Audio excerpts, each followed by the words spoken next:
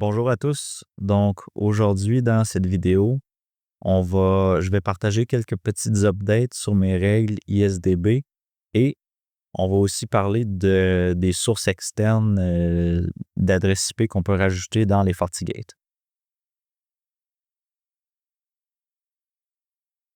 Donc le premier élément que je partage, c'est si vous avez regardé mes vidéos précédentes, j'avais déjà créé des règles ISDB ici. J'ai fait une petite révision, puis j'en ai rajouté plus. J'ai rajouté un petit peu plus d'objets, donc je voulais les partager pour que vous puissiez les voir. J'en ai rajouté ici dans mon one-to-LAN des objets malicieux.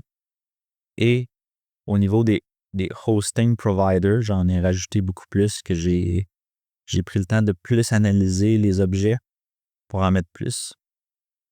Donc, ceci étant dit, aujourd'hui, on va parler des listes externes qu'on peut rajouter dans le FortiGate. Et puis, le FortiGate, dans le fond, il est capable d'aller chercher des feeds d'informations qui viennent de l'extérieur pour les mettre à jour en temps réel, puis les utiliser dans nos règles du FortiGate.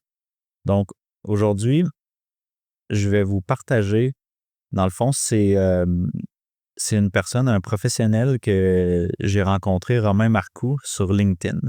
Puis, on a discuté au fil du temps. Puis, Romain, il a fait quelque chose de vraiment intéressant, puis c'est ça que je partage aujourd'hui.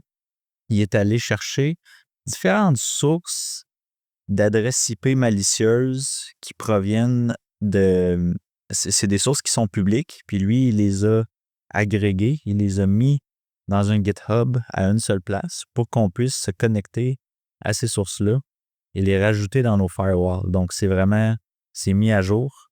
Donc, puis on peut voir toutes les sources de où que ces adresses IP-là viennent.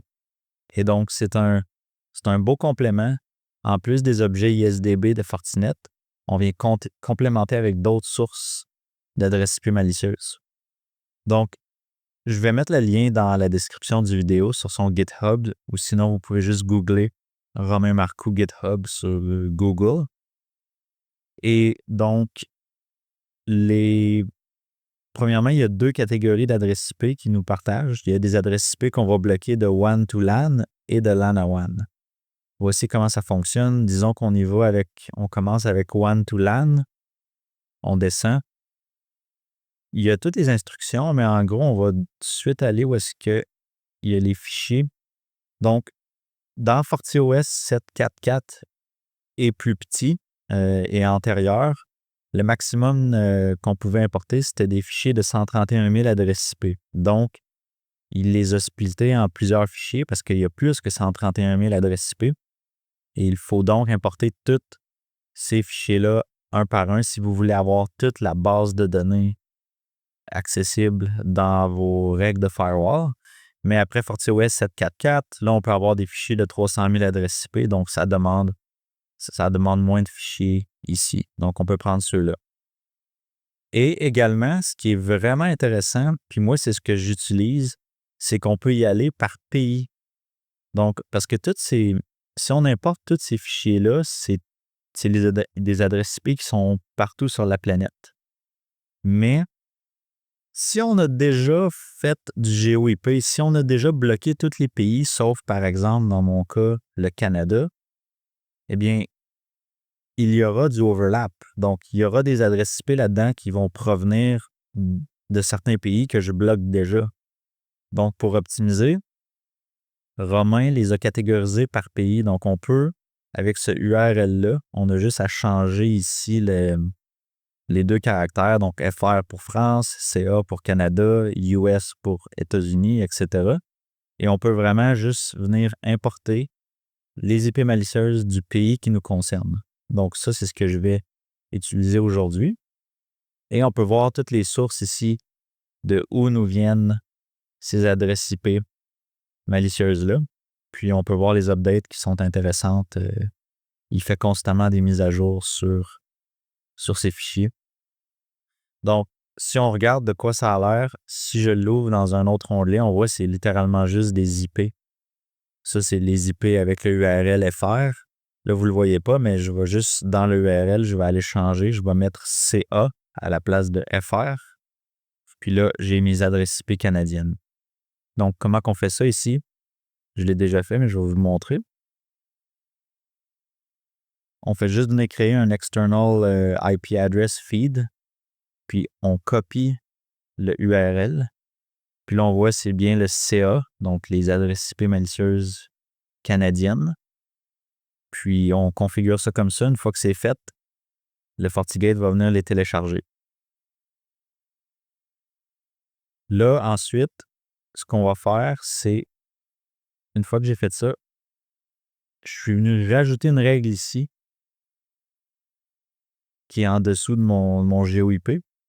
Donc, je viens dire de WAN à ma DMZ. La source, je suis simplement allé sélectionner. Je peux même rentrer dedans pour vous montrer. J'ai juste sélectionné l'objet malicieux que j'ai créé et je fais mon deny. Aussi simple que ça. Ensuite, comme on a déjà vu, on va aller aussi le mettre dans les local in policies. Donc, j'ai rajouté une deuxième local in en dessous de mon Canada NeGate. J'y vais One-to-LAN Canada Malicious. J'ai sélectionné le même objet, puis je fais un deny.